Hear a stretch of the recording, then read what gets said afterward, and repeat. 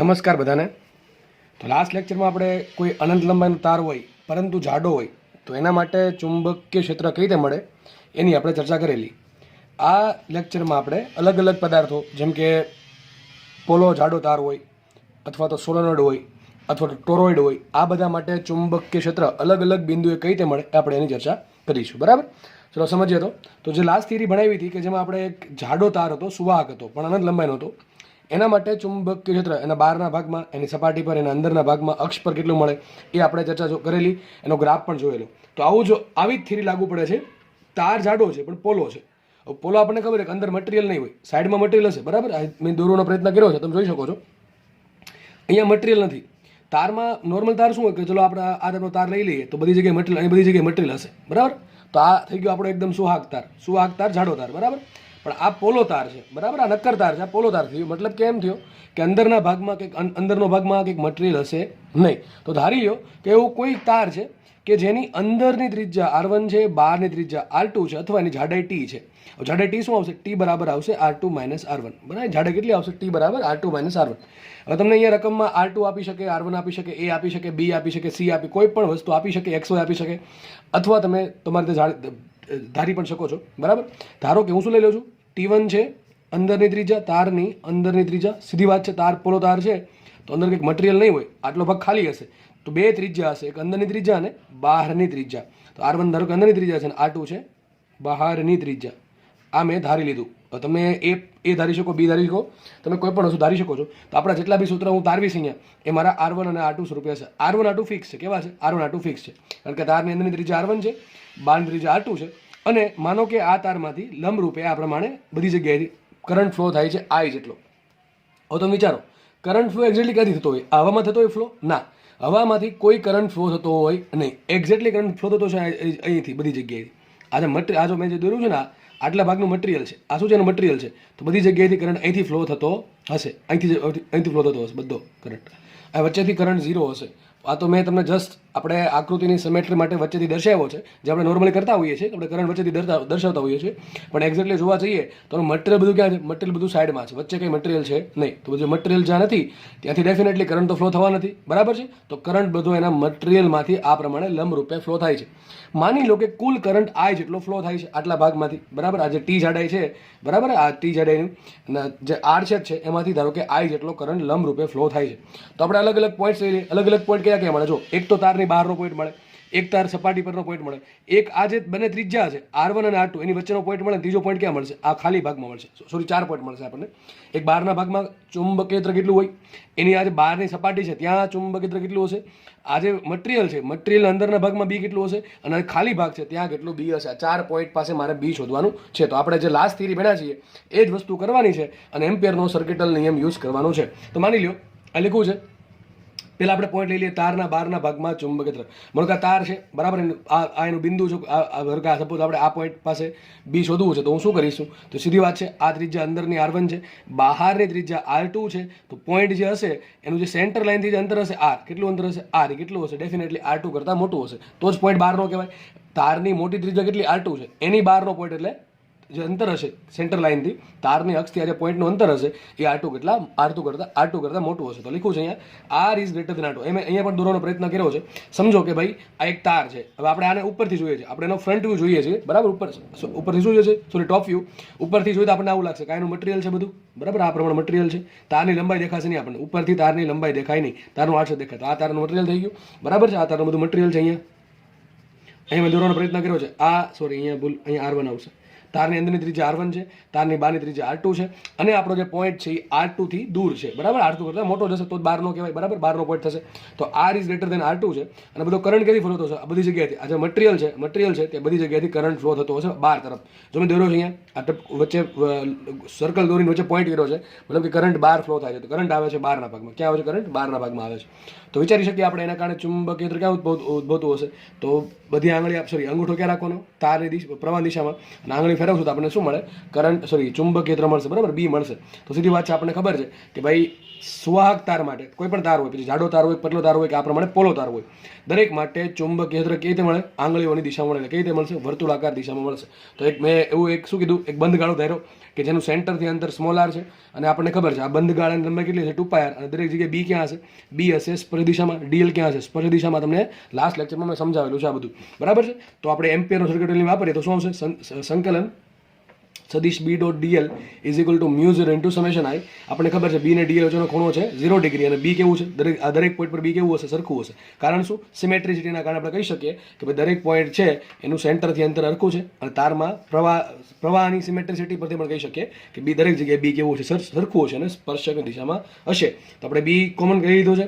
અહીં શું છે? ડીએલનું સંકલન. આ બધું શીખવાડ્યું છે. ડીએલનું સંકલન શું થાય? 2πr. અહીંયા આવશે 2πr is equal to mu 0 into summation I. Summation I શું આવશે? તો તમે જે બંધ ગાળો ધાર્યો છે એની અંદર કુલ કેટલો પ્રવાહ છે? તો આપણે સીધી વાત છે, આપણે જે બંધ ગાળો ધાર્યો છે એમાં આખો તાર આવી ગયો છે, તો પ્રવાહ આવશે આઈ. તો મૂકી દીધું B into 2πr is equal to mu 0 I. બીને કરતા બનાવો સૂત્ર આવશે મ્યુ 0 આઈ બાય 2πr, જે આપણે લાસ્ટ લેક્ચરમાં મળ્યું હતું એ જ. પણ કોને લાગુ પડશે? બારના ભાગનું બિંદુ છે.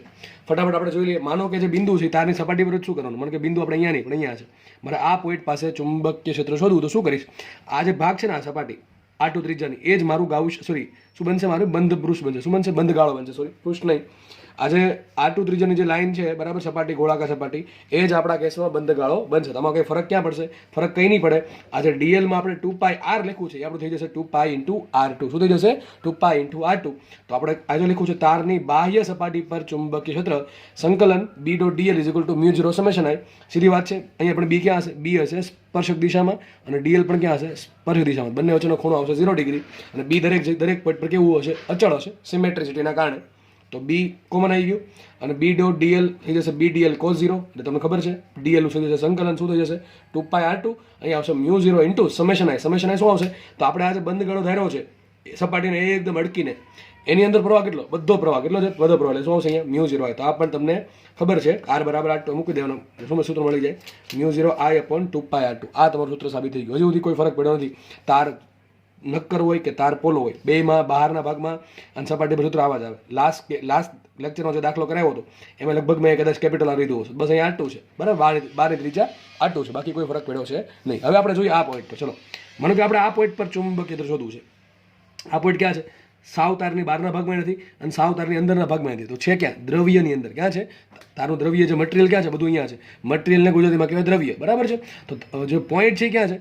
તારના મટીરિયલની અંદર છે. તો જો આ જે પોઈન્ટ છે એમ કહી શકાય કે R1 થી દૂર છે, R1 કરતાં મોટો હશે, બરાબર. આટલો આ R1 છે, એની અંદરની ત્રિજ્યા R1 છે, અને બહારની ત્રિજ્યા R2 છે. આ ત્રિજ્યા R2 છે. તો સીધી વાત છે, આ જે પોઈન્ટ છે, આ પોઈન્ટ એનું સેન્ટરથી અંતર કેટલું?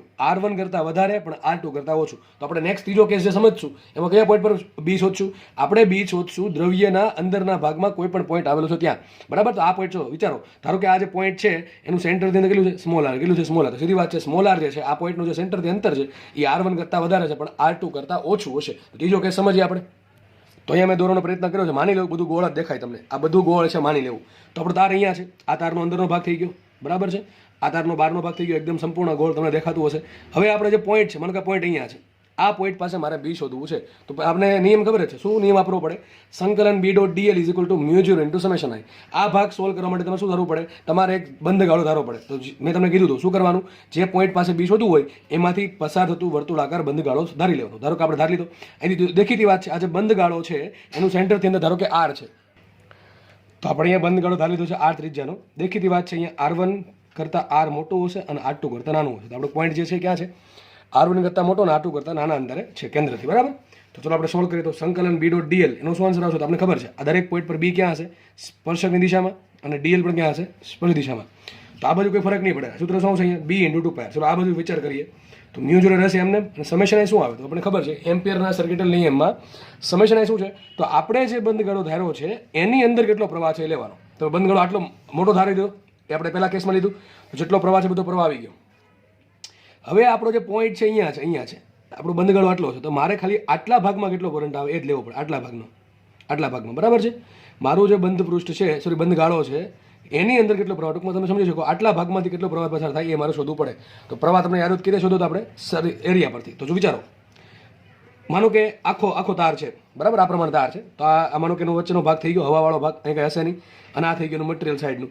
અંદરની ત્રિજ્યા R1 છે, બહારની ત્રિજ્યા R2 છે. હું તમને પ્રશ્ન પૂછું કે આજે હવાવાળો ભાગ છે એનો એરિયા કેટલો, એનો એરિયા કેટલો આવશે? પાઈ R1 સ્ક્વેર. કેટલો આવશે? પાઈ R સ્ક્વેર. જે આખો ભાગ છે માનો આટલો છે, આ ત્રિજ્યા કેટલી છે? R2 છે. કેટલી છે? R2. એ આટલો ભાગ છે, આ ભાગ આખો ટૂંકમાં આટલો ટોટલ, બરાબર છે? R2 ત્રિજ્યાનો સાઈડમાં દોરી દો. ચલો માનો કે ત્રિજ્યા R2 છે, તો આનો એરિયા કેટલો આવશે? પાઈ R2 સ્ક્વેર. બરાબર છે? તો વિચારો, સિમ્પલ વસ્તુ છે. જો કે આવું તમને ધોરણ 2 શીખવાડેલું પણ છે કે આટલો અંદરનો ભાગનો એરિયા પાઈ R2 સ્ક્વેર છે. આ જે વ્હાઇટ કલર દેખાય છે એની ત્રિજ્યા R1 છે, તો એનો એરિયા છે પાઈ R1 સ્ક્વેર. તો મારે ખાલી આટલો એરિયા જ જોઈએ છે, કારણ કે વચ્ચેના ભાગમાં હવા છે એટલે ત્યાં કરંટ હશે નહીં. કરંટ ખાલી આટલા ભાગમાં જ છે જે તમને દેખાય છે. આ જે ભાગ છે ને, આટલો ભાગ અહીંથી લઈને અહીંયા સુધીનો, બરાબર? એટલા ભાગમાં જ કરંટ હતા. ચલો મારે કેટલો એરિયા લેવો પડે? તમને જે શેડેડ એરિયા કર્યો છે ને મેં, આટલા ભાગમાં જ એરિયા, આટલો ભાગનો જ એરિયા લેવો પડે, કારણ કે કરંટ ખાલી એટલા ભાગમાં છે. તો એરિયા શું આવશે? તો આખો એરિયા આવશે પાઈ R2 સ્ક્વેર. એમાંથી બાદ કરી દો પાઈ R1 સ્ક્વેર. તો શું મળશે? મને મળશે એટલો ભાગ કે જે મારે કામનો છે. ટૂંકમાં પોલો ભાગ નીકળી જશે. આ નક્કર ભાગમાંથી આટલો પોલો ભાગ બાદ કરી દો, આટલા ભાગનો એરિયા બાદ કરી દો, તમને શું મળશે? આટલા ભાગ જે છે એનો એરિયા મળે. કેટલો એરિયા મળે? એ બરાબર પાઈ ઇન્ટુ મોટી ત્રિજ્યા R2 square minus R1 square. હકીકત સૂત્ર આમાં આવ્યું છે પાઈ R2 square minus pi R1 square. બરાબર? આ તો તમને આવડતું હશે. આવું આપણે જોયેલું છે વલયાકાર તકતીમાં. બરાબર? વલયાકાર તકતીમાં બધી વસ્તુ જોયેલી છે. જડત્વની ચાક માત્રા યાદ કરો, કદાચ રિવિઝન કર્યું હોય તો એ બરાબર આવશે પાઈ into R2 square minus R1 square. તો વિચારો, આ થઈ ગયો મારો કુલ એરિયા. આ શું થઈ ગયો? કુલ એરિયા. કે ભાઈ ચાલો કુલ એરિયા કેટલો છે? પાઈ into R2 square minus R1 square. ટૂંકમાં આટલો ભાગનો એરિયા છે. ત્યારે કરંટ કેટલો છે? I છે. પણ મારું જે બંધ પૃષ્ઠ છે, વિચારો, બંધ પૃષ્ઠ તો અહીંયા છે, તો મારે ખાલી આટલા ભાગનો જ એરિયા જોઈએ છે. આટલા ભાગમાં અંદરનો ભાગ તો કેવો છે? ખાલી છે. તો વિચારો, આ જે ભાગ છે એરિયા કેટલો? પાઈ R સ્ક્વેર. અને અંદરના ભાગનો એરિયા કેટલો? પાઈ R1 સ્ક્વેર. સીધી વાત છે. બેની બાદબાકી કરો તો શું મળશે? આટલો એરિયા મળે. અહીંથી લઈને અહીંયા સુધીનો. ટૂંકમાં અહીંથી સ્ટાર્ટ કરો આ ગોળાથી અહીંયા સુધીનો, બરાબર? આ ભાગ તમે દોરો છો, આ ભાગ આટલો એરિયા મળશે. બરાબર? એ કેટલો હશે? પાઈ R square minus pi R1 square. તો વિચારો, ત્રિપદી મૂકવાની છે કે ભાઈ પાઈ into R2 square minus R1 square જ્યારે એરિયા હોય ત્યારે કરંટ I છે. તો પછી પાઈ into R square minus R1 square area હોય ત્યારે કરંટ કેટલો? તો કરંટ શું આવશે? ત્રિપદી મૂકો તો I ડેશ, ધારો કે કરંટ I ડેશ, આટલા ભાગમાંથી ધારો કે I ડેશ જેટલો કરંટ ફ્લો થાય છે, આટલા ભાગની અંદરના ભાગમાં I ડેશ જેટલો કરંટ ફ્લો થાય છે. I ડેશ બરાબર આવશે આ બેનો ગુણાકાર છેદમાં પાઈ ઉડી ગયા શું આવશે? R square minus R1 square છેદમાં R2 square minus R1 square into I. તમે વિચારો, અહીંયા તમે R બરાબર R2 મૂકી દો. R બરાબર R2 ક્યારે થાય? આ સપાટી છે, આ જે સપાટી છે એ જ્યારે આ સપાટી બની જાય ત્યારે R બરાબર થઈ જાય R2. શું થઈ જાય? R બરાબર R2 મૂકો. ચલો અહીંયા R બરાબર R2 મૂકો તો શું આવશે? R2 square minus R1 square. નીચે પણ અહીંયા છે બે ઉડી જાય. શું આવશે? I ડેશ બરાબર. સીધી વાત છે, સીધી વાત છે. બરાબર? જ્યારે સપાટી આ બની જશે, આજે આપણે ગાઉસ બંધ પૃષ્ઠ ધાર્યું છે, એ જ્યારે આ સપાટી બની જાય એટલે કે R બરાબર R2 થાય ત્યારે કરંટ કેટલો આવશે? બધો કરંટ આવશે. જે આપણે જોયું ટૂંકમાં આ વસ્તુ સાચી છે. બરાબર? હવે કંઈ નથી કરવાનું, આ જે કિંમત છે મૂકી દેવાની છે. તો B into 2πr is equal to μ0 R2 square minus R1 square into I divided by R2 square minus R1 square. કંઈ આમાં ઉડશે એવું છે નહીં, તો B ને કરતા બનાવો, તમારો જવાબ આવી ગયો. યાદ રાખવા માટે યાદ રાખી શકો છો કે ભાઈ બહારના ભાગમાં સૂત્ર શું આવે? μ0 I બાય 2πr. એને આટલા વડે ગુણવાનું ફરજિયાત યાદ રાખવું પડશે. આના પરથી દાખલો, સિમ્પલ દાખલો જીમાં પૂછાયેલો છે લગભગ 2020માં. હા, લગભગ 2020માં આના પરથી દાખલો પૂછાનો હતો. સિમ્પલ દાખલો હતો. બરાબર? તમને બધી વસ્તુ આપી દેશે. R આપી દે, R1 આપી દે અને R2 આપી દે. યાદ રાખજો, R1 શું છે? અંદરની ત્રિજ્યા. R2 શું છે? બહારની ત્રિજ્યા. R શું છે? અંદર અને બહારની ત્રિજ્યાની વચ્ચેનો કોઈ પોઈન્ટ છે, દ્રવ્યની અંદરનો ટૂંકમાં પોઈન્ટ, એનું સેન્ટરથી અંતર R છે. બરાબર? તો સિમ્પલ સૂત્ર છે જે તમારે યાદ રાખવાનું ફરજિયાત છે. આમાંથી બેઠો દાખલો પૂછશે એટલા માટે. બરાબર છે? તો આપણે 3 જગ્યાએ B શોધી નાખ્યું. ક્યાં? બહારના ભાગમાં, સપાટી પર અને અંદરના ભાગમાં. હું ક્યાં શોધશું? ધારો કે આ પોઈન્ટ લઈ લઈએ હવાની અંદર. ચલો આ માનો કે બરાબર અહીંયા વચ્ચે તો કંઈ છે નહીં, દ્રવ્ય તો છે નહીં, એટલે શું હશે? ત્યાં હવા હશે. ચલો એ હવાના અંદર આપણે હવાના ભાગમાં B શોધીએ તો એ તમને આ લખ્યું છે R1 કરતાં R મોટો અને R2 કરતાં નાનો છે. એટલે કે કયો ભાગ થશે? દ્રવ્યની અંદરનો ભાગ થશે. આના દાખલા હું નહીં ગણાવું, કારણ કે તમને રકમ હવે આટલી સિમ્પલ આપ્યું હોય કે ભાઈ R1 આપ્યું હોય, R2 આપ્યું હોય, અને તમને I આપી દે, બરાબર છે, અને તમને R આપી દે, ભાઈ આટલા અંતરે તમે B શોધો, તો તમને હવે એટલીસ્ટ તો કિંમત મૂકીને દાખલો બનતો આવડવો જોઈએ. બરાબર? ઓકે.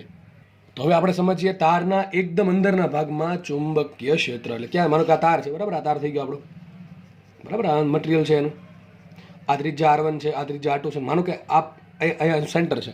હવે આપણે B ક્યાં શોધવાનું છે? અહીંયા કોઈ પણના ભાગમાં. ધારો કે આ પોઈન્ટ પાસે મારે B શોધવું છે, આવાના ભાગમાં. તો શું કરીશ? એક બંધ ગાળો ધારીશ. તો એની જે લંબાઈ કેટલી થશે? B into 2πr is equal to μ0 into summation I. વિચારો, બધો કરંટ જાય ક્યાં? અહીંયા તો બધી હવા છે, અહીંયા તો બધી હવા છે. હવામાંથી કંઈ કરંટ ફ્લો થાય નહીં. કરંટ મેં તમને પહેલાં કીધું, કરંટ ક્યાંથી ફ્લો થાય? આ મટીરિયલમાંથી. કરંટ ક્યાંથી ફ્લો થતો હશે? આ મટીરિયલમાંથી લંબરૂપે બહાર આવતો હશે અથવા લંબરૂપે અંદર જતો હશે. તો આ તો હવા છે, હવામાંથી કોઈ કરંટ ફ્લો થતો નથી. તો આપણે જે બંધ ગાળો ધાર્યો છે એમાંથી પણ કોઈ કરંટ ફ્લો થતો નહીં હોય. આ જે બંધ ગાળો છે એના અંદરના ભાગ, તો આટલો ભાગ છે, આટલો ભાગ, બરાબર છે, એની અંદરના ભાગમાં કોઈ જ કરંટ નથી. તો શું આવશે? સમેશન I આવશે 0. બરાબર છે? તો સમેશન I 0 થયું, B શું થઈ ગયું? 0 થઈ ગયું. તો મને 4 જગ્યાએ B મળ્યો. ફટાફટ રિવિઝન કરીએ આપણે. મનો કે બધા ગોળ થાય છે. બરાબર? એક્ઝેક્ટ ગોળ થાય માની લેવું ભાઈ તમારે. 4 જગ્યાએ આપણે બી શોધ્યું. એક તો ક્યાં બહારનો ભાગ, એકદમ બહારનો ભાગ, બરાબર છે.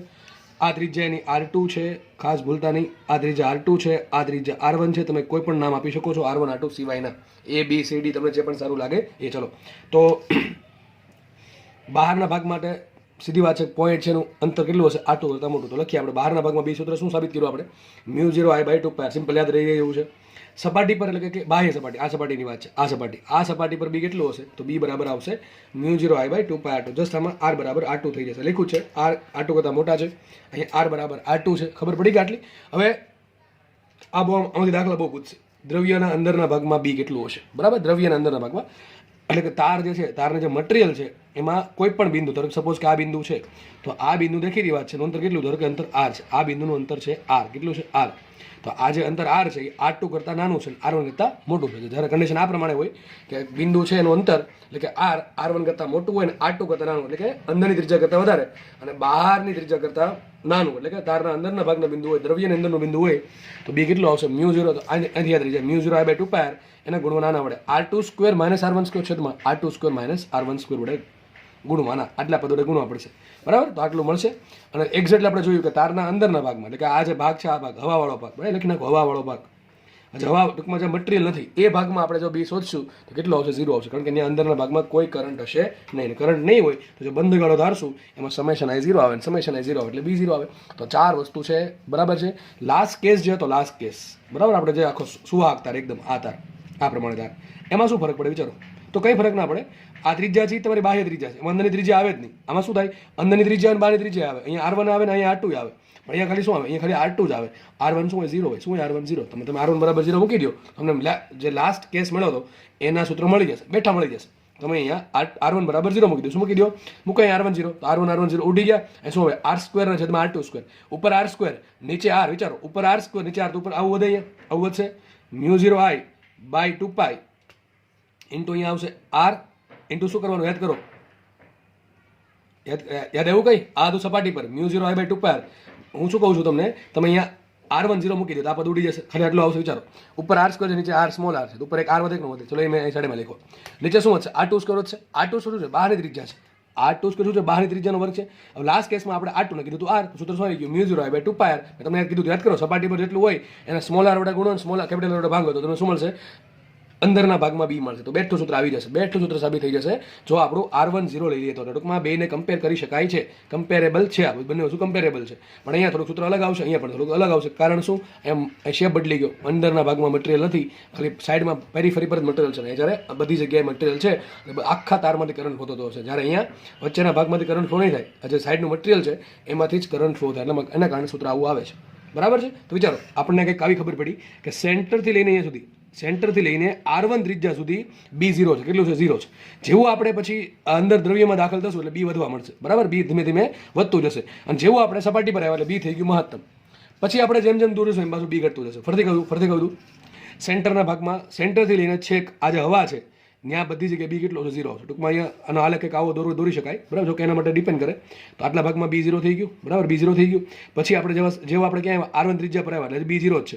હવે જેમ R વધશે, વિચારો, જેમ સૂત્ર આપણે દ્રવ્યમાં દાખલ થઈ ગયા એટલે સૂત્ર લાગુ પડશે આ. એટલે તમે ધીમે ધીમે R વધારશો, R². બરાબર, ઉપર R² છે, નીચે R છે. એટલે સમજી શકાય આપણે કે ભાઈ ચલો આપણે ઉપર ડાયરેક્ટલી તો આમ ન કહી શકાય B પ્રપોર્શનલ ટુ R. થોડુંક આલેખ કંઈક અલગ મળશે, પણ સમજો ધીમે ધીમે વધે છે. ધારો કે આ પ્રમાણે વધે છે. ક્યાં સુધી વધશે? તો અહીંથી આપણે અહીંયા સુધી ગતિ કરશું ત્યાં સુધી બી સતત વધશે. બરાબર, છેક R2 સુધી. જેવા આપણે સપાટી પર આવી ગયા એટલે સપાટી પર કેટલું હશે? બી મહત્તમ હશે. કેટલું હશે? μ0I/2πr2. અને જેવા આપણે સપાટીથી બહાર જશું પાછું બી પ્રપોર્શનલ ટુ આવશે 1/r. શું આવશે? અહીંયા બી પ્રપોર્શનલ ટુ 1/r. તો પછી આલેખ આ પ્રમાણે આવશે. આ થઈ ગઈ સપાટી, ત્રીજા હશે R2 અને પછી અહીંયા હશે આ પ્રમાણે ઘટવા મળશે. તો આવો આલેખ આવશે. બરાબર, આનો આલેખ આ રીતનો આવશે. અહીંયા હવાના ભાગમાં B0 હશે, દ્રવ્યના ભાગમાં B0 નહીં હોય. પછી સપાટી પર મહત્તમ હશે અને બહારના ભાગમાં એઝ ઇટ ઇઝ એ ઘટવા મળશે બી પ્રપોર્શનલ ટુ 1/r મુજબ. તો વસ્તુ બહુ આઈએમપી છે, પણ વસ્તુ ઇઝી છે. આ થિયરી ઘણી આઈએમપી છે પણ ઘણી ઇઝી છે. આમાં કંઈ અઘરું છે નહીં, પણ યાદ રાખવું પડે, સમજવું પડે, લખવું પડે અને વાંચવું પડે અને રિવિઝન કરવું પડે. આટલું કરો તો બધું ઇઝી લાગે. બરાબર, આપણે નેક્સ્ટ થિયરી તરફ જઈએ. ચલો નેક્સ્ટ આપણી થિયરી છે સોલેનોઇડ વડે ઉદ્ભવતું ચુંબકીય ક્ષેત્ર. થિયરી ઘણી આઈએમપી છે પણ આપણે સૂત્ર પર જ ફોકસ કરશું, કારણ કે આમાં સૂત્ર જ મેઇન કામનું છે. દાખલા ગણવા માટે તમને સૂત્ર જ કામ લાગશે. આપણે અનંત લંબાઈનો સોલેનોઇડ જોશું, ત્યારબાદ હમણાં પરિમિત લંબાઈના સોલેનોઇડની પણ વાત કરીએ. સોલેનોઇડ કહેવાય કોને? તો સિમ્પલ વસ્તુ છે, ઘણા બધાએ જોયું હશે સોલેનોઇડ, તમે આવું કંઈક જોયું હશે, ઘણી સર્કિટમાં આવું પ્રમાણે હોય, આમ કોપરના વાયર વીંટાળેલો હોય, અસંખ્ય આટાઓ તમે જોયા હશે, અસંખ્ય આટા જોયા હશે, બરાબર છે. તો એક ટાઈપનું સોલેનોઇડ જ છે. તો સિમ્પલ માનો કે કોઈ અલગ કરેલો વાહક છે, એના પર આપણે જ્યારે આ પ્રમાણે વર્તુળાકાર ફોર્મમાં આટા વીંટાળી દેવામાં આવે, બરાબર. ધારો કે n આટા છે, કેટલા આટા છે? n આટા છે, અને સોલેનોઇડની જે લંબાઈ છે એ l છે, અને આ જે સાઈડમાં જે છે એ થઈ ગઈ સોલેનોઇડની ત્રિજ્યા, બરાબર. ફરીથી કહી દઉં, એક કોઈ પદાર્થ છે એની પર ધારો કે આ પ્રમાણે નજીક અલગ કરેલા આટા વીંટાળી દેવામાં આવે, બરાબર છે. આ પ્રમાણે આટા વીંટાળી દેવામાં આવે સુવાહક વાયરના, અને એ આટામાંથી જ્યારે કરંટ ફ્લો કરીએ ત્યારે જે રચના બને, આપણને એક આવું બનાવવાનું કારણ હતું, કારણ કે આપણને આવું વસ્તુ જોઈતી હતી એટલા માટે. તો જે વસ્તુ બનશે એને સિમ્પલ આપણે સોલેનોઇડ કહેવાય, જે તમે બોર્ડમાં થિયરીમાં વ્યવસ્થિત ભણ્યા જશો, બરાબર છે. તો ચલો આપણે જે કામની વસ્તુ છે એના પર ફોકસ કરીએ. તો આ થઈ ગઈ સોલેનોઇડની લંબાઈ l, આ થઈ ગઈ સોલેનોઇડની ત્રિજ્યા r, અને માની લો કે કુલ l લંબાઈમાં કુલ n આટા છે. ફરીથી બોલું છું, સોલેનોઇડની ત્રિજ્યા સ્મોલ r, કેપિટલ R છે, બરાબર. આ ત્રિજ્યા કહેવાય, બરાબર છે. નળાકાર છે, એની જે ત્રિજ્યા છે એ છે સોલેનોઇડની ત્રિજ્યા r. સોલેનોઇડમાં જે આટા વીંટાળેલા છે, અલગ કરેલા આટા વાહક પદાર્થના, બરાબર, વાહક તાર અથવા વાયર જે પણ ગણો, એના કુલ આટા છે કેપિટલ N, અને જે સોલેનોઇડ છે એની લંબાઈ છે કેપિટલ L અથવા સ્મોલ l. હવે એક વસ્તુ સમજી લો, અહીંયા આમાં બે ટાઈપના સોલેનોઇડ આપણે ભણવાના છે. એક છે અનંત સોલેનોઇડ અને એક છે પરિમિત. તો બેમાં ફરક શું? અનંત એટલે એવું નહીં તમારા ઘરથી સ્ટાર્ટ કરીને છે મારા ઘર સુધી પહોંચે એવું સોલેનોઇડ એને અનંત કહેશું. તો અનંત કયા મિનિંગમાં લેવાનો છે? અનંત એ મિનિંગમાં લેવાનો છે કે આ થઈ ગઈ લંબાઈ. વિચારો, બે સોલેનોઇડ તમારી સામે દોરવાનો પ્રયત્ન કરું, એક આ ટાઈપનો દોરું છું અને કંઈક આ ટાઈપનું દોરું, બરાબર. તમે જોઈ શકો છો બેમાં. જો માનો કે આપણે સોલેનોઇડ છે, આમ આટા વીંટાળી દો, આના પર અસંખ્ય આટા વીંટાળી દો, સપોઝ, એટલે અસંખ્ય એટલે કે ઘણા બધા એમ, અને આપણે અહીંયા થોડાક આટા વીંટાળી દઈએ આપણે, કારણ કે લંબાઈ વધતી જશે ત્યાં સુધીમાં. તો થશે એવું, જો અહીંયા તમે જોઈ શકો છો, આ લંબાઈ વધારે છે, ત્રિજ્યા કેવી છે? ઓછી છે. અહીંયા લંબાઈ વધારે છે અને ત્રિજ્યા વધારે છે, દેખાય છે. તો આ જે સોલેનોઇડ છે એનું એને એમ કે પરિમિત લંબાઈનો. કેવો છે સોલેનોઇડ? પરિમિત. જ્યારે આને શું કહે? અનંત લંબાઈનો. શું કહીશ? અનંત લંબાઈનો. તો અનંત લંબાઈ કે પરિમિત લંબાઈ નો સોલેનોઇડ છે કે નહીં એ કેમ ખબર પડે? તમારે ખાલી કમ્પેર કરવાનું. શું? l કરતાં r ઘણું નાનું હોય, અથવા બીજી રીતે કહું, l છે એ ઘણા મોટા હોય r કરતાં. If l is very very greater than r, then we will consider it infinite length of solenoid, બરાબર. તો આપણે એને અનંત લંબાઈનો સોલેનોઇડ કહીશું. ફરીથી કહું છું, જ્યારે સોલેનોઇડની લંબાઈ તેની ત્રિજ્યા કરતાં ઘણી વધારે હોય, ટૂંકમાં આમ દેખાય છે કે ત્રિજ્યા આટલી છે, લંબાઈ બહુ મોટી છે, તો આ સોલેનોઇડ આપણા માટે અનંત લંબાઈનો થશે. અને જ્યારે સોલેનોઇડની ત્રિજ્યા એવું નહીં કે નાની હોય, એટલે નાની હોય એટલે અનંત કેવો? ના, દેખીતી વાત છે. એલ કરતાં આર ઘણું બહુ નાનું ના હોય. એલ કરતાં એલની કમ્પેરિઝનમાં આર છે એ બહુ નાનું ના હોય, તો આપણે એને કહીશું પરિમિત લંબાઈનું સોલેનોઇડ. તો આપણે બે ભણવાના છે, અનંત લંબાઈનું અને પછી ભણશું પરિમિત લંબાઈનું. તો પહેલાં આપણે સ્ટાર્ટ કરીએ અનંત લંબાઈનું સોલેનોઇડ. હવે સોલેનોઇડ છે, માનો કે આ સોલેનોઇડ છે, બરાબર છે. એને ધારો કે હું આ પ્રમાણે વચ્ચે કાપી નાખું. આ જે સોલેનોઇડ છે, માનો કે આ પેન છે, આ પેનને મેં સોલેનોઇડ બનાવવું શું કરવું પડે? આમાં મારે વર્તુળાકાર ફોર્મમાં વાયર વીંટવો પડે, સાઈડમાં બાજુમાં આટા આવે એ પ્રમાણે મારે વાયર વીંટવો પડે, બરાબર છે. હવે માનો કે આ પેનને હું આ પ્રમાણે કાપી નાખું છું, તો મને કંઈક આવું દેખાશે, બરાબર. પેનનો આઠ દાવો આવશે. તો આ શું છે? જો આ હકીકત, આ શું છે? આટો છે. આ હકીકત શું હશે? આ પ્રમાણે એક વાયર હશે, બીજો વાયર, આ ત્રીજો વાયર, ચોથો વાયર. માની લો કે આમાંથી આ પ્રમાણે કરંટ બહાર આવે છે, મેં ધારી લીધું એટલે કે આ પ્રમાણે કરંટ ફ્લો થાય છે, બરાબર કે નહીં? તો સમજો શું કરવાનું? આ પોઈન્ટમાંથી કરંટ બહાર આવે છે, આ પોઈન્ટમાં કરંટ અંદર છે. હકીકત આ શું છે? આટો છે. અહીં શું છે? વાયર હશે. આ પ્રમાણે આપણે એમ કાપી નાખ્યું એટલે એવું લાગે છે આપણને, હકીકત શું છે? આમ ગોળાકાર વાયર હશે. આખો અડધો આટો શું હશે? અડધો આટો અંદર હશે, અડધો આટો પહેલી બાજુ હશે, આપણને દેખાતો નથી. હકીકત અહીંયા હશે આવી રીતે, અહીંથી કાંટો આવીને અહીંયા પાછો અંદર જતો હશે, અહીંથી આટો શરૂ થાય, પાછો અહીંયા અંદર જતો હશે વર્તુળાકાર ફોર્મમાં. તો માનો કે અહીંથી કરંટ બહાર આવે છે, કરંટ અહીંયાથી અંદર જાય છે. આ પહેલો આટો, પછી બાજુમાં બીજો આટો, અહીંથી કરંટ બહાર આવે, અંદર ગયો, અહીંથી બહાર આવે, અંદર ગયો. તો આ પ્રમાણે તમને સમજ પડી જવી આ શું કહેવા માંગે છે. એ જ રીતે આ પણ શું કહેવા માંગે તમને ખબર પડી જવી જોઈએ. હવે આનું સૂત્ર છે કે આ પ્રમાણે સાબિત થાય. આમાં પણ આપણે ગાઉસની પણ એમ્પિયરનો સર્કિટલ નિયમ જ વાપરવાનો છે. એના આધારે આરામથી સાબિત કરી શકાય. હું જે સાબિત કરતો નથી, કારણ કે બહુ સાબિત ઇઝી છે. આ પ્રમાણે એક તમે બંધ પુરુષ ધારો, તો સીધી વાત છે, બહારના ભાગમાં તો કરંટ જ નથી, અહીંથી કોઈ બી હશે નહીં. હવે અહીંયા થશે એવું કે મને કે આ વાયર છે, આ વાયર. હવે તમને હું હમણાં સમજાવીશ કે ભાઈ જે સોલેનોઇડ છે એમાં બીની ડાયરેક્શન ક્યાં હોય? તો સીધી વાત છે. વિચારો, આ એક ટાઈપની રિંગ જ છે. વિચારો શું છે? રિંગ જ છે. તો રિંગમાં આપણે કઈ રીતે મેળવીએ? તો આંગળી આમ ફેરવવાની, અંગૂઠો જે બતાવે શું થાય? આપણી બીની દિશા થાય. તો વિચારો આ એક રિંગ જ છે. તો રિંગમાં આપણે અંગૂઠો ક્યાં આવશે? અક્ષની દિશામાં. તો વિચારો, સોલેનોઇડના અંદરના ભાગમાં બી ક્યાં હોય? પ્રશ્ન પૂછાય. સોલેનોઇડના અંદરના ભાગમાં બી ક્યાં હશે? તો સોલેનોઇડની અક્ષની દિશામાં. તો વિચારો, મારી પાસે આ પ્રમાણે એક મેં ચોરસ બંધગાળો ધાર્યો છે, બરાબર. ચોરસ એટલા માટે ધારો મને આજે આરામથી આન્સર મળી જાય એટલા માટે મેં ચોરસ બંધગાળો ધાર્યો છે. તો ચોરસ બંધગાળા માટે વિચારો, અહીં તો બી છે, હશે જ નહીં, કારણ કે પ્રવાહ નથી. આ ભાગ તો નકામો થઈ ગયો. વાત કરીએ આ ભાગની, તો જો અહીં આ ભાગ માટે વિચારો, આ ભાગ માટે બી ક્યાં છે? બી તો આ બધું આ બાજુ જ છે, બી બધું અંદરના ભાગમાં આ બાજુ જ છે, બરાબર છે. ડીએલ ક્યાં હશે? તો ડીએલ હશે આ બાજુ. તો બે વચ્ચે ખૂણો કેટલો? 90 ડિગ્રી થઈ ગયો. તો અહીંયા B0 આવશે, આના કારણે B0 આવશે. એ જ રીતે અહીંયા ડીએલ થઈ જશે આ પ્રમાણે. ડીએલ ક્યાં હોય? બંધ ગાળાની દિશામાં. તો આ ડીએલ અહીંયા હશે અને બી હશે આ બાજુ. એના કારણે પણ B0 થઈ ગયો. વધુ ખાલી એક જ ભાગ. તો 4 તાર છે, 1 2 3 ને 4. એ 4 તાર અથવા બંધ ગાળામાંથી બંધ ગાળાના જે 4 ભાગ છે, 3 ભાગમાં તો B0 થઈ ગયું. વધુ શું? ખાલી આટલો ભાગ જ વધ્યો. તો શું સૂત્ર મૂકવાનું અહીંયા? સંકલન B.dl = μ0 * સમેશન I. આટલું કરશો તો આ આટલા ભાગમાં કેટલો કરંટ આવે? આટલા ભાગ આટલા આટા લેવાના, બરાબર છે. તો ધારો કે આ લંબાઈ L છે અને આટા ધારો કે સ્મોલ n છે. સ્મોલ n શું છે?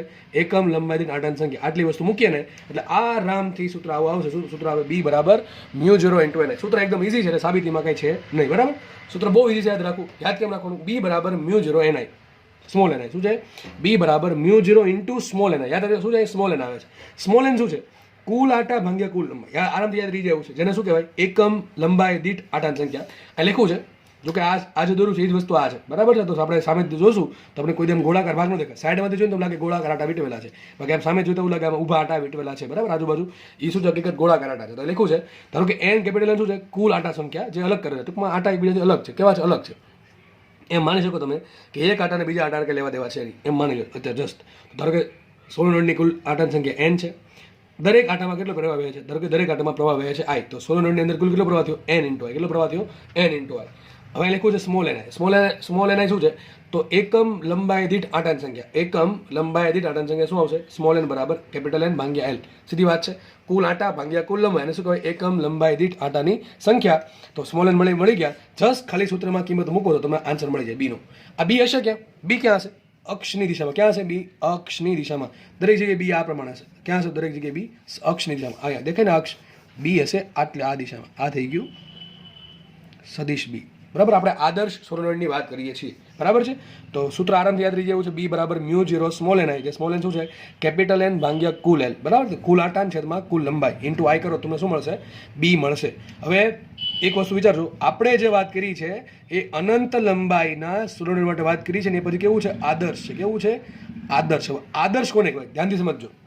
આદર્શ આપણે સિલેબસમાં આદર્શ સોલેનોઇડ છે. પહેલી વસ્તુ આ આદર્શ સોલેનોઇડ એવું સોલેનોઇડ છે કે જે સોલેનોઇડનો ભાગ છે માત્ર ને માત્ર એટલા ભાગમાં જ B મળશે.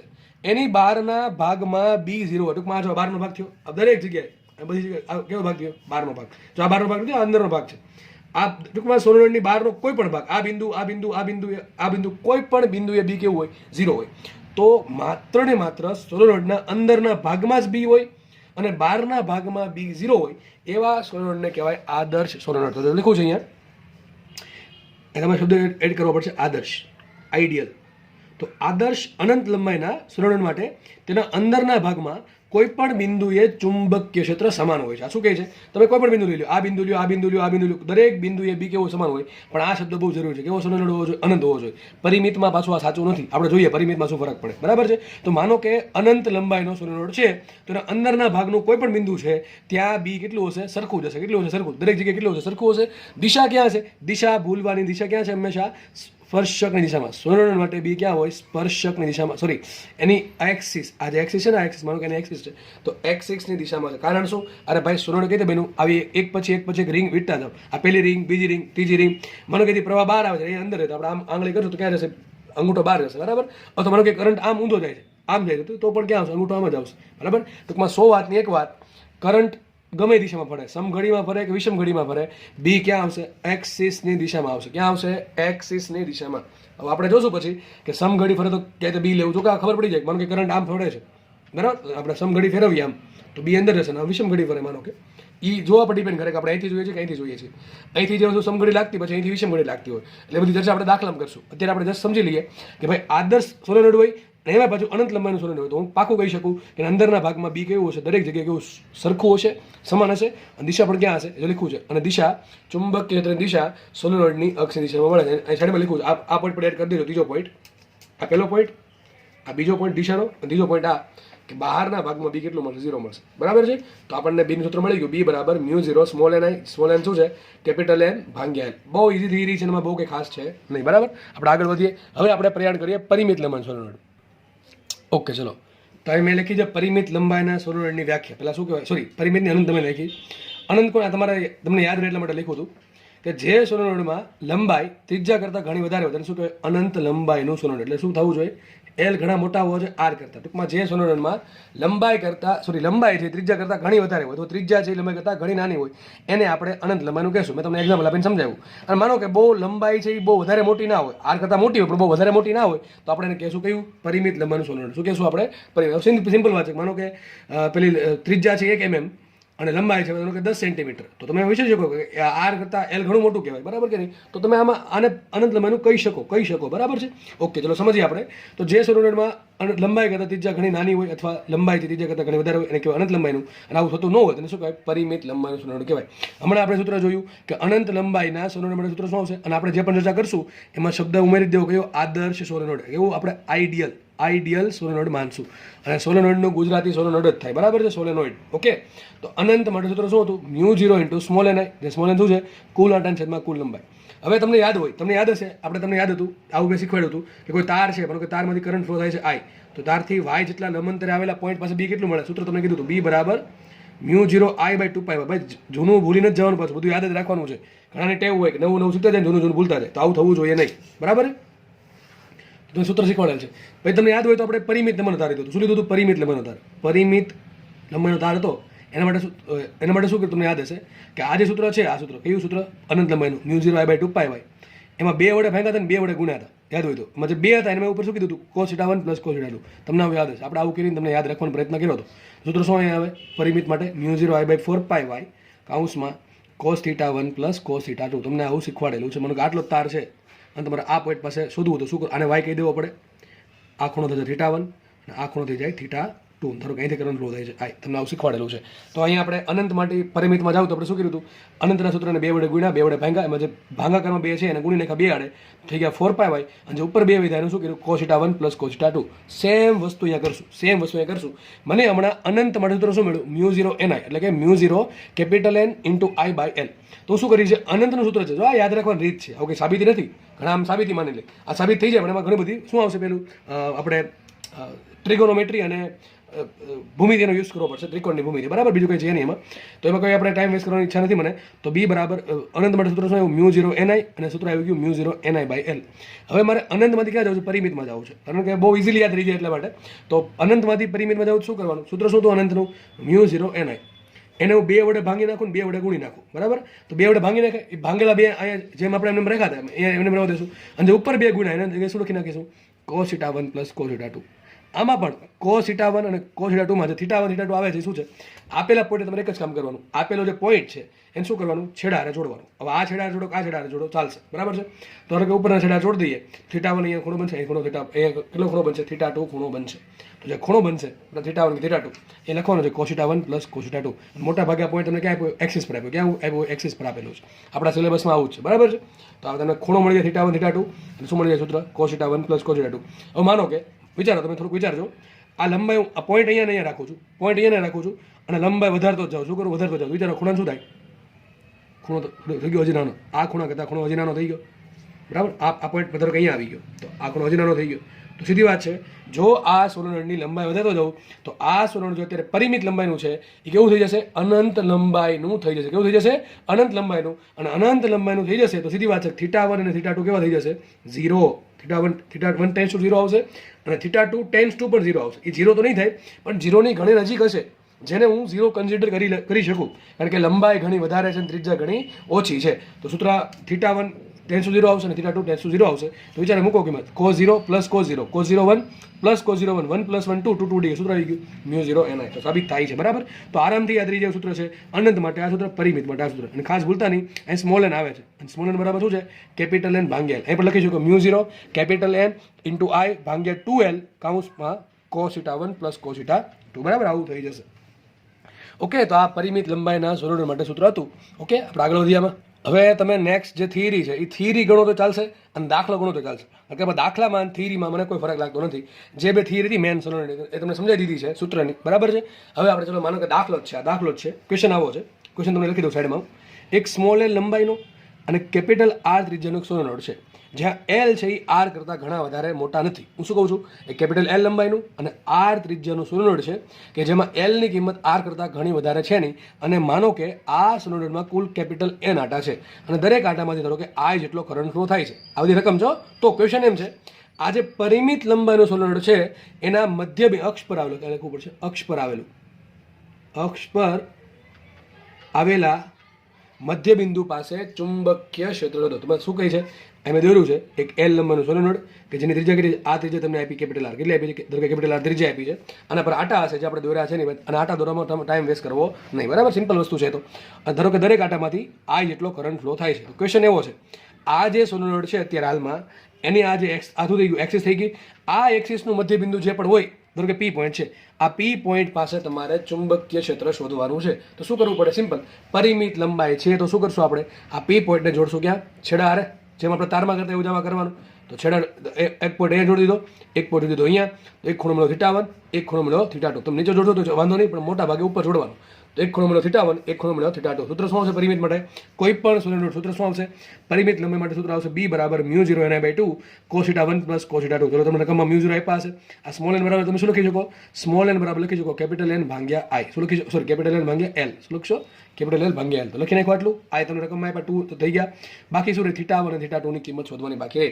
હવે સીધી વાત છે, આ પોઈન્ટ ક્યાં છે, પોઈન્ટ મધ્ય બિંદુ પર છે અને આકૃતિની સિમેટ્રિક દેખાય છે કે જે આ ત્રિકોણ છે એ જ આ ત્રિકોણ થશે. કારણ શું, પી બિંદુ મધ્ય બિંદુ છે. આ માનો કે પી બિંદુ અહીંયા હોય તો આ ખૂણો મોટો આવે ને આ ખૂણો નાનો આવે તો અલગ અલગ આવશે. પણ અત્યારે તો દેખાય છે, સીધી વાત છે કે જેટલી વેલ્યુ θ1 ની હશે એટલી વેલ્યુ θ2 ની. કારણ શું, અક્ષ પરનું મધ્ય બિંદુ છે એટલા માટે. કે બિંદુ છે, અક્ષ પરનું મધ્ય બિંદુ છે એટલા માટે. સૂત્ર શું છે, તો અહીંયા આ ખૂણો થઈ ગયો θ1, આ ખૂણો થઈ ગયો θ2. તો મારે જસ્ટ ખાલી θ1 અને θ2 શોધવાના રહે. સીધી વાત છે, આખી લંબાઈ L છે તો અડધી લંબાઈ કેટલી હશે, આ લંબાઈ હશે L/2. વિચારો આ કેટલું હશે, તો આ ત્રિજ્યા R તો થશે R જ. તો આ ત્રિકોણ સેમ નીચે દોરી નાખ્યો, સેમ ત્રિકોણ મેં નીચે દોર્યો તો આ લંબાઈ થઈ ગઈ L/2, આ ત્રિજ્યા થઈ ગઈ R, ને અહીંયા છે મારો ખૂણો θ1 અથવા θ2, જે પણ ગણો, બે ખૂણા કેવા છે, સરખા જ છે. તો સીધી વાત છે, શું કરશું આપણે, કામ કોનું છે, કોસ θનું. તો કોસ θ કોને કહેવાય, સામે પાછળની બાજુ છેદમાં કર્ણ. તો આ થઈ ગઈ પાછળની બાજુ, આ થઈ ગઈ સામેની બાજુ. કર્ણ શું હશે, આનો વર્ગ શું થાય, L/2 નો વર્ગ થશે L²/4 અને પ્લસ સામેની બાજુ છે R, એનું વર્ગ થાય R², એનું વર્ગમૂળ કરો તમને શું મળે, કર્ણ મળે. તો આ થઈ ગઈ L/2, આ થઈ ગયું R, ને અહીંયા શું આવશે L²/4 પ્લસ R². શું આવશે, L²/4 પ્લસ R². તો cos θ બરાબર શું મળે, cos θ બરાબર મળશે પાછળની બાજુ છેદમાં કર્ણ. આ દાખલો છો, દાખલો ચાલે છે એમ જ સમજો, દાખલો જ છે. તો cos θ બરાબર શું આવશે, પાછળની બાજુ છેદમાં કર્ણ, તો L/2 છેદમાં L²/4 પ્લસ R². હવે આ 4 અહીંયા ગુણી શકું તો આરામથી ગુણી શકું, તો L² પ્લસ 4R² આવશે, છેદમાં શું આવશે, 4 આવશે. એ 4 નું વર્ગમૂળ કરો શું થાય, 1/2. 2 ક્યાં જશે, ઉપર, તો 2 ઉડી જાય ને ઉડી જશે ને ઉડી જાય, છેલ્લા આવું વધશે. cos θ બરાબર સિમ્પલ વસ્તુ છે, L ના છેદમાં L² પ્લસ 4R². આ કિંમત મારે ખાલી કેવું અહીંયા મૂકવાની છે, બસ, બીજું કંઈ છે નહીં દાખલામાં. મેં તમને કીધું ને, જસ્ટ ખાલી આમાં શું છે, ટ્રિગોનોમેટ્રી ને ભૂમિતિ, બસ, બીજું કંઈ છે નહીં. તો cos θ ની કિંમત મળી L ના છેદમાં √L² પ્લસ 4R². ક્યાં મારે મૂકવાનું છે, જસ્ટ અહીં મૂકવાની છે. હવે ચાલો, આ cos θ1 છે, આ પણ cos θ1 છે, બે કેવા છે, સરખા છે. મેં શું કરી નાખ્યું, એની જગ્યાએ લખી નાખ્યું 2 cos θ. આ 2 ઉડી ગયા તો શું એવું, μ0ni cos θ. અને cos θ બરાબર શું મૂકી દઈશું આપણે, L ના છેદમાં √L² પ્લસ 4R². આ તમારો જવાબ આવી ગયો, આ તમારો જવાબ આવી ગયો. માનો કે તમને સ્મોલ n નથી આપ્યા, મેં શું કીધું, સ્મોલ n બરાબર મૂકી દઈશું કેપિટલ N ભાગ્યા કેપિટલ L અથવા L, જે તમને રકમમાં ધાર્યું છે અહીંયા બરાબર. તો શું આવશે સૂત્ર, વિચારો, μ0 * સ્મોલ n, એની જગ્યાએ આવશે કેપિટલ N ભાગ્યા L, L ઉડી જશે. સૂત્ર શું આવશે, μ0 કેપિટલ N I ના છેદમાં √L² પ્લસ 4R². બેઠો દાખલો તમને પૂછી શકે, બેઠો દાખલો. હવે તમને આમાં શું કરે ખબર, આટા આપી દે, N તમને ધરો આપી દે 800 આટા આપી દે, કરંટ આપી દે ધરો કે 1 એમ્પિયરનો, L આપી દે ધરો કે તમને સિમ્પલ લઈ લઉં છું 10 સેન્ટીમીટર, અને ત્રીજી આપી દે ધારો કે 1 સેન્ટીમીટર. તો આવડે કે ન આવડે, દાખલો બેઠો પૂછે, આમાં વધારે કાંઈ બીજું છે નહીં. આવા દાખલાઓ ગણાવીશ નહીં, બરાબર છે. સૂત્રમાં કિંમત મૂકવાના દાખલા હવે હું ગણાવીશ નહીં. એ તો તમને એટલું જ તો આવડવું જોઈએ, બરાબર. ઓકે, ચલો આપણે તો શું કર્યું, પરિમિત લંબાઈનું સોલેનોઇડ છે, એના મધ્ય બિંદુ પાસે બી કેટલું મળે એ આપણે શોધી નાખ્યું. ચલો નેક્સ્ટ થિયરી ગણો કે દાખલો ગણો. ચલો હરકો છે, શું છે ક્વેશ્ચન, પરિમિત લંબાઈના સોલેનોઇડની અક્ષ પરના છેડા પરના બિંદુએ ચુંબકીય ક્ષેત્ર મળે. શું કહે છે, માનો કે એક સોલેનોઇડ છે જેની લંબાઈ છે L, ત્રિજ્યા છે કેપિટલ R, એની જે અક્ષ છે એનો છેડા પરનો બિંદુ, જો છેડા પરનો બિંદુ છે ને અંદરના ભાગમાં ના કહેવાય, છેડા પરનો બિંદુ ટૂંકમાં એક્ઝેક્ટલી આ બિંદુ, આ જે અહીંયા છે ને ભાગ, આ ભાગ એનું મધ્ય બિંદુ ટૂંકમાં, અથવા આ ભાગે લઈ શકો તમે, આ ભાગ છે એનું મધ્ય બિંદુ ટૂંકમાં આ થશે છેડો. માનો કે પેન છે તો આ બિંદુની વાત કરે, એકદમ છેડા પરનું, અથવા તમે આ પોઈન્ટ લો તો આ પોઈન્ટની વાત કરે છે, બરાબર. અંદરના ભાગ નથી, એકદમ છેડા પર આવેલું, ટૂંકમાં બહારની સપાટી પર આવેલું છે. તો આપણે આ બિંદુ પાસે બી શોધવાનું, તો કંઈ છે જ નહીં દાખલામાં, શું કરવાનું, જસ્ટ હમણાં સમજાવું એ પ્રમાણે સૂત્ર શું છે કોઈ પણ પરિમિત માટે μ0ni/2 cos θ1 પ્લસ cos θ2. ખાલી શોધવાનું શું છે θ1 ને θ2 શોધવાના છે. વિચારો શું કરવાનું, θ1 θ2 કઈ રીતે મળશે? તો જે બિંદુ છે ને ક્યાં જોડવાના? છેડાના ઉપરના પોઈન્ટ. તો આ એક બિંદુ અહીંયા આ પોઈન્ટ છે ને ક્યાં જોડશું? આ પોઈન્ટ સાથે, અને બીજો છેડો અહીંયા છે તો અહીંયા જોડશું, બરાબર. તો આ ખૂણો કેટલો બનશે? એક ખૂણો બની ગયો ડેફિનેટલી કેટલો બનશે? 90 ડિગ્રીનો. અને એક ખૂણો બને ધારો કે θ2 અથવા θ1 કે θ સિમ્પલ તમે જે લખો એ એક ખૂણો બની ગયો 90 ડિગ્રી. મેં θ1 બરાબર શું લખી નાખ્યું? 90 ડિગ્રી મૂકી નાખ્યું. અને θ2 શું લખી નાખ્યું? θ લખી નાખ્યું. સિમ્પલ થઈ ગયું. હવે cos ને કેટલા થાય? 0 થાય. તો શું વધશે? b બરાબર μ0ni/2 સિમ્પલ આવશે cos θ. હવે આ જે ત્રિકોણ બન્યો ને આ ત્રિકોણ અને મેં સાઈડમાં નીચે દોર્યો છે. તો આ થઈ ગયો θ. આ લંબાઈ l છે, અથવા બધી લંબાઈ કેટલી l જ છે, તો લંબાઈ l છે. આ ત્રિજ્યા r છે. તો સીધી વાત છે. આ કર્ણ શું આવશે? કર્ણ આવશે l² + r². તો cos θ બરાબર શું આવશે? પાસેન બાજુ છેદમાં કર્ણ. શું આવશે? l ના છેદમાં √ l² + r². જસ્ટ ખાલી કિંમત મૂકો તો શું મળી ગયું? આન્સર મળી ગયો b બરાબર μ0 સ્મોલ n i l ના છેદમાં આટલું. n બરાબર શું મૂકી દો? કેપિટલ N ભાંગ્યા તો તમારો જવાબ આવી ગયો. તો બધા દાખલા છો, તમને આવા દાખલા પૂછશે. રકમમાં તમને l આપી દે, રકમમાં તમને r આપી દે, રકમમાં તમને કેપિટલ આપી દે, રકમમાં તમને i આપી દે, આટલી વસ્તુ આપી દે. દાખલા તમને જવાબ આપે ન્યુમેરિકલમાં કે કાકડો આપે. બીજું આમાં કંઈ નવીન તો આવતું નથી, બરાબર. તો આવો દાખલા બધાને આવડવા જોઈએ. ટૂંકમાં તમને કોઈ પણ મને આવું પોઈન્ટ આપ્યો, ચલો આવો પોઈન્ટ આપ્યો, એક પોઈન્ટ આપો કીધું, આ ખૂણો તમને 60 ડિગ્રી આપો, આ ખૂણો 30 ડિગ્રી આપો. તમને દાખલો આવડે કે ન આવડે? આરામથી આવડે. એક 60 મૂકો ને 30 મૂકો, પણ આવું આવડવું જોઈએ સિમ્પલ, બરાબર. તો આવા દાખલા હું ગણાવીશ નહીં, મેં તમને પહેલાં કહી દીધું છે, બરાબર છે. ઓકે, આગળ વધીએ આપણે. ચલો આપણે નેક્સ્ટ થિયરી ભણો કે દાખલો ગણીએ. ચલો સમજીએ આપણે. ક્વેશ્ચન આવો છે, એ પેલા લખ્યું છે મેં અહીંયા કે અનંત લંબાઈના સોલેનોઇડ માટે અંદરના ભાગમાં કોઈ પણ બિંદુએ બી કેટલું હશે? મેં તમને હમણાં સમજાવ્યું એ પ્રમાણે μ0ni અથવા μ0ni/l. આ કેવો હશે સોલેનોઇડ? આ હશે આદર્શ. કેવો હશે? આદર્શ.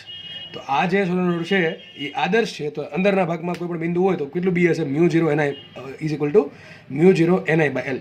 હવે માનો કે જે બિંદુ છે, માનો કે આ સોલેનોઇડ અનંત છે. કેવો છે? અનંત લંબાઈનો છે. હું દોરી શકીશ નહીં. માનો કે આ પ્રમાણે છે, અસંખ્ય આમ તો એવું કહી શકાય કે એની જે લંબાઈ છે એ ત્રીજા કરતાં બહુ વધારે છે, અને પોઈન્ટ અહીંયા છે. તો હું શું માનીશ કે ભાઈ પોઈન્ટ દૂર જ છે, બરાબર છે. પણ માનો કે પોઈન્ટ એક્ઝેક્ટલી ક્યાં છેડા પર છે. સોલેનોઇડ કેવો છે? અનંત છે. સોલેનોઇડ છે અનંત, પણ જે પોઈન્ટ છે એ ક્યાં છે? સોલેનોઇડના છેડા પર છે. આવી વસ્તુ આપણે જોઈ યાદ કરો, અર્ધ અનંત લંબાઈનો તાર. બસ સેમ વસ્તુ આ છે, સેમ વસ્તુ આ છે. તો માની લ્યો કે સોલેનોઇડ છે અનંત લંબાઈનો, પણ જે બિંદુ છે ક્યાં છે? એના છેડા પર. માનો કે આ પ્રમાણે આવેલ છે. એક છેડો આપણને મળી ગયો, બીજો છેડો ક્યાં છે ખબર છે નહીં. કારણ શું? સોલેનોઇડ અનંત લંબાઈનું છે એટલા માટે. તો માનો કે આ પોઈન્ટ આપણે મળી ગયો, માનો કે પી પોઈન્ટ છે જે આપણે બી શોધવું છે. શું ક્વેશ્ચન છે? અનંત લંબાઈના સોલેનોઇડ માટે સોલેનોઇડના અક્ષ પરના છેડા પરના બિંદુએ બી શોધો. ક્વેશ્ચન આવો છે. તો અનંત લંબાઈ છે, તો એક તો મને છેડો મળી ગયો છે, તો હું શું કરીશ? મારે સૂત્ર આ જ છે. સૂત્ર કયું છે? આવા કેસમાં તમને ખબર છે, તમે આ સૂત્ર વાપરી શકો નહીં. કયું? μ0ni = μ0ni/l વાપરી શકો નહીં. અને કોના માટે વપરાય? અંદરના ભાગમાં. આ તો પોઈન્ટ ક્યાં છે? પોઈન્ટ અહીંયા છે. તમને ખબર આ સૂત્ર ક્યાંથી આવે? આ સૂત્ર ક્યાંથી આવે? સૂત્ર હકીકત જન્મ અહીં થયો, સૂત્ર અહીંથી જન્મ, બધું જન્મ અહીંથી થયો. આપણે ઊંધા જઈએ છીએ, અનંતમાંથી પરિમિત શીખવાડું, પણ હકીકત પહેલાં કોણ આવે? પરિમિત આવે, એમાંથી અનંત બનાવે. કઈ જાય? આપણે ખબર છે કે પોઈન્ટ અહીંયા હોય તો એક ખૂણો બનાવવાનો અહીંયા અને ખૂણો બનાવવાનો અહીંયા. સીધી વાત છે. સોલેનોઇડ અનંત હોય તો ખૂણો કેટલા બનશે? 0 0 બનશે. મેં તમને પહેલાં કીધું θ → 0, એટલે સૂત્ર આવું બને. એટલે કોઈ પણ માટે સૂત્ર શું છે? b બરાબર μ0ni/2 cos θ1 + cos θ2. હવે કંઈ કરવાનું થતું નથી. શું કરવાનું? પોઈન્ટને ખાલી જોડી દેવાના. ક્યાં? છેડા આરે. આ જે પોઈન્ટ છે, એક છેડો અહીંયા તો જોડી દે અહીંયા. કેટલો ખૂણો બનશે? 90 ડિગ્રી. બીજો છેડો ક્યાં છે? બીજો છેડો બહુ અનંત અંતરે છે, એટલે કે ઘણો દૂર છે. તો કેટલો ખૂણો આવશે? 0 આવશે. આવું કંઈક શીખવાડવાનું આમ તો હોય જ નહીં. તમને ઓટોમેટિકલી આઈડિયા આવી જવો જોઈએ આ બધી વસ્તુનો, બરાબર. હવે તો આપણે આવડી જવું જોઈએ, કારણ કે આપણે આ વસ્તુ શીખી ગયા છીએ તાર માટે. તો સિમ્પલ વસ્તુ એ જ વસ્તુ અહીંયા છે. આ તાર જેવું છે ગણો તો. ઓકે, તો ચલો મુખ્ય કિંમત b બરાબર μ0ni/2. એક ખૂણો મૂકશું 90 ડિગ્રી ને એક ખૂણો મૂકશું 0 ડિગ્રી. cos 90 થશે કેટલા? 0, અને cos 0 થાય 1. તો 0 + 1 1. સૂત્ર આવી ગયું b બરાબર μ0ni/2. આના પરથી મહત્વની વાત એ જાણવા મળી કે માનો કે સોલેનોઇડ અનંત લંબાઈનું છે. સોલેનોઇડ કેવું છે? અનંત લંબાઈનું. તો એની અંદરના ભાગમાં કોઈ પણ બિંદુ હશે, અંદરના ભાગમાં ધારો કે છેડાથી થોડુંક દૂર કોઈ બિંદુ હશે, ત્યાં બી કેટલું હશે? μ0ni. પણ જેવું આપણે છેડા પર આવ્યા, અડધું થઈ ગયું. એટલું થઈ ગયું અડધું. તો યાદ રાખો, અનંત લંબાઈના સોલેનોઇડના અંદરના ભાગમાં કોઈ પણ બિંદુ એ બી કેટલું હશે? μ0ni. પણ છેડા પર અથવા છેડાની નજીકનો જે વિસ્તાર છે, થોડોક નજીકનો વિસ્તાર, બરાબર, બે બાજુ, જો છેડા પર અથવા છેડા જે નજીકનો વિસ્તાર છે ત્યાં બી કેટલું હશે? તો આની નજીક હશે. કેટલો? μ0ni/2. કેટલું હશે? μ0ni/2. ત્રીજો કેસ લઈ લઈએ. માનો કે જે બિંદુ પી જે છે એ એક્ઝેક્ટલી અંદરના ભાગમાં નથી, છેડા પર નથી પણ છેડાની ઘણું નજીક છે, છેડા પર નથી પણ છેડાની ઘણું નજીક છે. તો શું કરીશ, માનો કે પોઈન્ટ અહીંયા છે પી, પણ સોલેનોઇડ કેવું છે, સોલેનોઇડ તો અનંત જ છે. કેવું છે, સોલેનોઇડ તો અનંત જ છે, સીધી વાત છે, બરાબર છે. પણ પોઈન્ટ ક્યાં છે, પોઈન્ટ એક્ઝેક્ટ છેડા પર નથી અને છેડાથી બહુ દૂર નથી, ટૂંકમાં છેડા નજીકનો વિસ્તારમાં છે.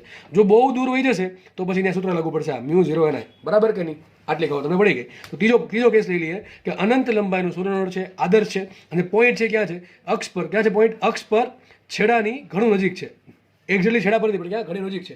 આપણે જે પણ હોય કરવાનું શું, મારે ખાલી ખૂણા શોધવાના છે. સૂત્ર શું હોય કોઈ પણ માટે, બી બરાબર μ0 ni/2 cos θ પ્લસ cos θ, બરાબર છે. વિચારો તો પી ને છોડો, એક ખૂણો બનશે θ અને બીજો ખૂણો કેટલો બનશે, બીજો ખૂણો બનશે θ બરાબર 0. તો તમે મૂકો θ બરાબર 0 મૂકી દો એકમાં અને θ બરાબર θ મૂકો. તો વિચારો આજે આ પોઈન્ટ જે જેમ જેમ જેમ જેમ છેડા નજીક જશે એમ θ બની જશે 90 ડિગ્રી, પાછો આ કેસ આવી જશે. પણ અહીંયા તો ધારો કે ખૂણો બને θ કેવો મોટો જશે, 90 કરતા નાનો હશે પણ ઘણો મોટો ખૂણો હશે, અને પી પોઈન્ટ ક્યાં છે, છેડાની ઘણું નજીક છે, એટલા માટે આ પી પોઈન્ટ જેમ જેમ જેમ જેમ દૂર જાય વિચારો ને એમ θ ટેન્સ ટુ 0 થશે, θ થતો જશે નાનો, બરાબર કે નહીં. તો સૂત્ર શું હશે, બી બરાબર μ0 ni/2 cos θ પ્લસ cos 0 થઈ ગયા 1. સૂત્ર શું હશે, બી બરાબર μ0 ni/2 cos θ પ્લસ 1. હવે વિચારો પી પોઈન્ટ છે એ છેડા પર એક્ઝેક્ટલી આવી જાય તો θ બરાબર શું થઈ જાય, 90 ડિગ્રી cos 90 0 થઈ જાય. પછી સૂત્ર પાછું આવી જશે કે નહીં આવી જાય, બરાબર. તો તમને અલગ અલગ કેસ આપશે, બધા દાખલા પૂછાય, બધી વસ્તુ તમે 4 માર્કમાં રોકડું પૂછીએ કે તમને સિમ્પલ વસ્તુ પણ આવડે તો, જો કે આ બધું ખબર પડતી હોય તો જ આવડશે, બાકી તો ખાલી તુક્કો જ મારવાનો રહેશે. અને આ થિયરી સૌથી ઇઝી થિયરી છે, બરાબર. બધી થિયરી જે છે બધી થિયરી ઇઝી છે આ ચેપ્ટરની, ઓકે. તો આપણને ખબર પડી ગઈ કે બી કેટલું આવશે દરેક અલગ અલગ પોઈન્ટ માટે. તો આપણે ઘણા બધા દાખલા જોયા કે જેમાં પરિમિત સોલેનોઇડ માટે, અનંત લંબાઈના સોલેનોઇડ માટે છેડા પર અંદરના ભાગમાં, છેડા નજીકના ભાગમાં બી કેટલું હોય આપણે અલગ અલગ ચર્ચા કરી. ઓકે, ચલો તો આપણે આજે લેક્ચરની છેલ્લી થિયરી સમજી લઈએ. જો કે આમ તો થિયરી કે દાખલા છે ઘણો સરખું છે. આપણે ભણશું ટોરોઇડ. ટોરોઇડ એટલે આમ તમે યાદ રાખો કે મેંદુવડા જેવું, બરાબર. કોના જેવું, મેંદુવડા જેવું, ઇડલી નહીં પણ મેંદુવડા. કઈ રીતે બને તો કંઈ નહીં. જો આપણે હમણાં શું બને, આપણે સોલેનોઇડ ભડાક ન બને. માનો કે એક સોલેનોઇડ છે આ પ્રમાણે, એક સોલેનોઇડ છે આ પ્રમાણે, બરાબર. સિમ્પલ સમજી લો, સોલેનોઇડ છે, એના પર આ પ્રમાણે આટા વીંટાળેલા છે, એના પર આ પ્રમાણે આટા વીંટાળેલા છે. માનો કે આ જે સોલેનોઇડ છે એની લંબાઈ કેટલી છે, L છે, અને સાઈડની ત્રિજ્યા R છે. હવે હું શું કરું, આ જે સોલેનોઇડ છે એને ખાલી શું કરી નાખું, ગોળ વાળી દઉં. શું કરી, ગોળ વાળી દઉં. ટૂંકમાં બે છેડા ભેગા કરીને શું બનાવી દઉં, ગોળાકાર વસ્તુ, એક રિંગ બનાવી નાખું. આમ થશે કે નહીં થાય આવું, સિમ્પલ વસ્તુ. આવું થઈ જાય કે નહીં થઈ જાય. એના આટા ક્યાં છે, એના આટા અહીંયા હશે, આ થઈ ગયા બધા આટા. તો બસ આ જ છે, આનું નામ શું છે, ટોરોઇડ. શું છે, ટોરોઇડ. સમજ પડે કે ન પડે, સિમ્પલ વસ્તુ. ફરીથી આમાં વિચારો, આમાં બી ક્યાં હતું, બી ક્યાં હતું, એની જે એક્સિસ છે ને આ હતું, આ જે એક્સિસ છે ને ન્યાયની દિશામાં હતું. આમાં એક્સિસ કઈ થાય, આ ગોળાકાર દેખાય કે નહીં, વચ્ચેના ભાગમાં ગોળ એક એક્સિસ હશે, ત્યાં જ બી હશે, સિમ્પલ. તો સોલેનોઇડ છે જે લાંબુ સોલેનોઇડ છે એને આપણે જો આ પ્રમાણે ગોળાકાર ભાગમાં વાળી દેવામાં આવે તો બનતી રચના ટોરોઇડ કહેવાય. એમાં ક્યાં અઘરું છે, સૂત્ર કોઈ ફરક નહીં પડે. સૂત્ર શું હશે, બી બરાબર μ0 ni, બરાબર કે નહીં. ટોરોઇડ બહુ ઇઝી છે. શું કર્યું મેં, અહીં સાઈડ થોડુંક વ્યવસ્થિત દોર્યું છે, જો અહીંયા. હવે આ પ્રમાણે જે સોલેનોઇડ હતું આપણે લાંબુ સોલેનોઇડ, એને આ પ્રમાણે આપણે વાળી દીધું. તો ધારો કે આ જે ત્રિજ્યા છે ને, ત્રિજ્યા ધારો કે એની એવરેજ ત્રિજ્યા, ધારો કે ત્રિજ્યા છે સ્મોલ આર, કેટલી ત્રિજ્યા છે, સ્મોલ આર ત્રિજ્યા છે, બરાબર છે. તો આ થઈ ગઈ ટોરોઇડની બહારની ત્રિજ્યા, આ થઈ ગઈ અનંત ત્રિજ્યા, અને એની જે વચ્ચે એવરેજ છે ત્રિજ્યા એ છે મારા માટે આ. અને આ શું થઈ ગઈ, ટોરોઇડની એક્સ થઈ ગઈ. શું થઈ ગઈ, ટોરોઇડની એક્સ. વિચારો એક પછી એક રિંગ મૂકેલી છે પણ આ પ્રમાણે ગોળાકાર સ્વરૂપે મૂકેલી છે. તો બી ક્યાં હશે, વિચારો બી ક્યાં હશે. તમે જો અંગૂઠો ફેરવો ક્યાં આવશે, બી હંમેશા આવશે. આ જે એક્સિસ છે ને, આ એક્સિસ આ સાઈડમાં દોરું છું, આ પ્રમાણે ભાગ દોર્યો કે નહીં મેં, માનો કે આ પ્રમાણે દોર્યું છું મેં, બરાબર. આ થઈ ગઈ એક્સિસ, દેખાય છે. આ એ એક્સિસને દિશામાં આવશે, સ્પર્શક દિશામાં બી, દરેક જગ્યાએ બી આ પ્રમાણે. વિચારો સીધી વાત છે. વિચારો આ સોલેનોઇડમાં બી ક્યાં હતું, એની એક્સ છે ને, એક્સિસ એની દિશામાં, એને તમે ગોળ વાળ નાખો તો એક્સિસ કઈ થઈ જાય, ગોળ થઈ જાય. તો બી ક્યાં રહેશે, ત્યાં જ રહેશે, બરાબર કે નહીં. તો સોલેનોઇડ આવડે તો ટોરોઇડ આવડે, હું એમ માનું. સોલેનોઇડ આવડે તો ટોરોઇડ આવડી જશે, બરાબર છે. ટૂંકમાં ગોળાકાર સોલેનોઇડને શું કહેવાય, ટોરોઇડ કહેવાય. આવું કંઈ પેપરમાં નહીં લખતા, પણ તમને જો સમજણ માટે કે ભાઈ ગોળાકાર સોલેનોઇડ છે, ટૂંકમાં સોલેનોઇડ છે ને ગોળ વાળી દેવામાં આવે તો જે વસ્તુ બને ટોરોઇડ કહેવાય. સિમ્પલ, સૂત્રમાં કોઈ ફરક પડે નહીં. ચલો આપણે હમણાં સૂત્ર શું જોયું સોલેનોઇડ માટે, અનંત લંબાઈ માટે, બી બરાબર μ0 ni. તો એ જ સૂત્ર ટોરોઇડને લાગુ પડશે. સૂત્ર શું હશે, બી બરાબર μ0 × સ્મોલ ni. હવે તમે વિચારો એ સ્મોલ n શું હતું, યાદ કરો તો આ સૂત્ર યાદ રાખવા માટે રીત છે. સ્મોલ n શું હતું, કુલ આટા છેદમાં કુલ લંબાઈ. શું હતું, બી બરાબર μ0 કેપિટલ N ભાગ્યા L × I. આવું તમને ભણાવ્યું હતું હમણાં સોલેનોઇડના કેસમાં. પણ અહીંયા તો સર લંબાઈ થોડી હોય, લંબાઈ આ થોડી લંબાઈ હોય, આને શું હોય, ત્રિજ્યા હોય. તો વિચારો ને, હકીકત આપણે કર્યું શું, આ જે L લંબાઈનું સોલેનોઇડ હતું એને મેં ગોળાકાર વાળ્યું, તો ધારો કે ત્રિજ્યા થઈ ગઈ, એટલી ત્રિજ્યા થઈ ગઈ R. તો વિચારો સૂત્ર શું આવશે, L બરાબર 2π. આ જસ્ટ ખાલી યાદ રાખવા માટેની રીત છે, સાબિતી આવી નથી, સાબિત અલગ રીતે થાય, બરાબર કે નહીં. જસ્ટ તમને યાદ રહી જાય એટલા માટે કહું છું. તો તમારે યાદ આમ રાખવાનું કે સૂત્ર આ જ છે કયું, બી બરાબર μ0 small N into I. Small N શું છે? કુલ આટાના છેદમાં કુલ લંબાઈ. હવે ટોરોઇડની કુલ લંબાઈ કેટલી હોય? એનું પરિઘ. તો પરિઘ શું આવશે? 2πr. તો સૂત્ર શું આવી ગયું? 2πr. બરાબર. તો સોલેનોઇડનું સૂત્ર શું આવે? μ0 ni. ટોરોઇડનું સૂત્ર શું આવે? μ0 ni. તો જનરલી સૂત્ર શું આવશે સોલેનોઇડ માટે અથવા ટોરોઇડ માટે? μ0 ni. હવે જો સોલેનોઇડ હોય તો સૂત્ર તમારે મૂકવાનું આવું, μ0 સ્મોલ એન ની જગ્યાએ મૂકશું n અપોન l ઇન્ટુ આઈ. અને ટોરોઇડ મૂકવાનું આવું સૂત્ર, μ0 ni ના છેદમાં l, પણ l શું મૂકશું ટોરોઇડમાં? 2πr. શું મૂકશું? 2πr. બસ વાત થઈ ગઈ પૂરી. આટલું સિમ્પલ યાદ રહી, કારણ કે l છે માંડલો પરિઘ થઈ ગયો. બસ એટલે આરામથી સૂત્ર યાદ રહી જશે. તો ટોરોઇડ બસ આટલું જ છે, વધારે કંઈ છે નહીં. અને બી ક્યાં છે? બી જે એની એક્સિસ છે એ એક્સિસની દિશામાં હશે. ક્યાં? પણ સ્પર્શક દિશામાં. આ પ્રમાણે બી હશે. કારણ શું? રિંગ છે, રિંગમાં તમે ફેરવો, એક એક રિંગ આમ બતાવી જાવ, શું બનશે? તો અંગૂઠો આમ ફરતો જશે. ક્યાં બનશે? સ્પર્શક બનશે. શું બનશે? ઓલવેઝ એનો સ્પર્શક બનશે. હવે બીજી મહત્વની વાત, આપણે જે ટોરોઇડ જે સિલેબસમાં છે કેવું છે? આદર્શ છે. કેવું છે? આદર્શ. યાદ રાખજો, આદર્શ ટોરોઇડનો મતલબ શું? જેમ હમણાં આદર્શ સોલેનોઇડનો મતલબ શું હતો કે મને આ એક આ ટાઈપનો સોલેનોઇડ છે તો બહારના ભાગમાં દરેક જગ્યાએ બી કેટલું હતું? 0 હતું. છેડા પર કેટલું હતું? μ0 ni/2 અનંત લંબાઈનું હોય તો. બરાબર છે. અને વચ્ચે કેટલું હતું? μ0 ni. હવે આદર્શ ટોરોઇડનો મતલબ શું થાય? સેમ વસ્તુ, જ્યાં પણ મટીરિયલ નથી, અહીંયા શું હતું? જ્યાં મટીરિયલ છે ત્યાં બી છે, જ્યાં મટીરિયલ નથી ત્યાં B0 છે. આ મટીરિયલ અંદર છે, આ અંદરના ભાગમાં મટીરિયલ છે, રિંગ વીંટાળેલ છે. બરાબર છે. આ પ્રમાણે તો ટૂંકમાં જસ્ટ ખાલી યાદ રાખવા માટે બહારના ભાગમાં B0 હતું. અહીંયા શું થાય? તો યાદ રાખજો, આદર્શ ટોરોઇડના કેસમાં આ જે બહારનો ભાગ છે ટૂંકમાં જે હવા છે ત્યાં, અને આ જે અંદરનો ભાગ છે આ અહીંયા પણ B0 હોય. તો ખાલી બી ક્યાં હોય? બી હશે ખાલી મટીરિયલના ભાગમાં. આ જે મટીરિયલ છે એમાં જશે ને એમાં પણ ક્યાં હશે? તો એની જે એક્સિસ છે, મટીરિયલની જે એક્સિસ છે એ એક્સિસને સ્પર્શીય બને એ પ્રમાણે બેની દિશા મળે. એકદમ ઇઝી થિયરી છે. ફરીથી કહી દઉં, ટોરોઇડના બહારના ભાગમાં B0 હોય. આ જે અંદરનો ભાગ છે, અંદરનો ભાગ એટલે દ્રવ્યવાળો ભાગ નહીં, પણ આ અંદરનો ભાગ. બરાબર. આ જે હવાવાળો ભાગ, અંદરનો હવાવાળો ભાગ, ત્યાં પણ B0 હોય. બી ક્યાં હશે? તો ખાલી આટલા અંદરના ભાગમાં જ હશે. આ દ્રવ્યના અંદરના ભાગમાં હશે ને પણ ક્યાં હશે? એની જે એક્સિસ છે એ એક્સિસને સ્પર્શક બને એ પ્રમાણે હશે. લખ્યું છે અહીંયા, આદર્શ ટોરોઇડ માટે ચુંબકીય ક્ષેત્ર માત્ર તેના દ્રવ્યના ભાગમાં જ મળે. દેખીતી વાત છે. ક્યાં મળશે? દ્રવ્યના ભાગમાં મળશે. જેની દિશા ક્યાં હશે? તો જેની દિશા ટોરોઇડની એક્સ, આ થઈ ગઈ ટોરોઇડની જે ડોટેડ લાઇન છે, ટોરોઇડની એક્સ કેવી હશે? વર્તુળાકાર. તો જે ટોરોઇડની જે ડોટેડ લાઇન વર્તુળાકાર એક્સિસ છે એને સ્પર્શકની દિશામાં હોય છે. વાંચીએ આપણે, જેની દિશા ક્યાં હશે? કોની દિશા? બેની દિશા. બીની દિશા ટોરોઇડની અક્ષની સ્પર્શની દિશામાં હોય છે. લખ્યું છે અહીંયા, આદર્શ ટોરોઇડ માટે શું થાય? એના અંદરના ભાગમાં અને બહારના ભાગમાં ચુંબકીય ક્ષેત્ર શૂન્ય હોય છે. આદર્શ ટોરોઇડ માટે અંદરના ભાગમાં અને બહારના ભાગમાં ચુંબકીય ક્ષેત્ર કેટલું મળે? બી મળે 0. તો આ થિયરી પૂરી. તો તમને આઈ થિંક મેં આથી 3 થી 4 થિયરી ભણાવી અલગ અલગ, એમાં દાખલા પણ આવી ગયા ગણો તો. બરાબર છે. તો આ વસ્તુ આઈએમપી છે, આમાંથી દાખલા રોકડા પૂછાશે, એમાં રોકડા માર્ક્સ આવશે ને. એકદમ બેઝિક થિયરી છે, એકદમ ઇઝી થિયરી છે બધી થિયરીઓ. બરાબર. તો તમને આટલું આવડવું જોઈશે, ફરજિયાત આવડવું જોઈશે. બરાબર. ઓકે, તો આપણે અહીંયા લેક્ચર રાખીએ. નેક્સ્ટ લેક્ચરમાં આપણે આગળ વધશું.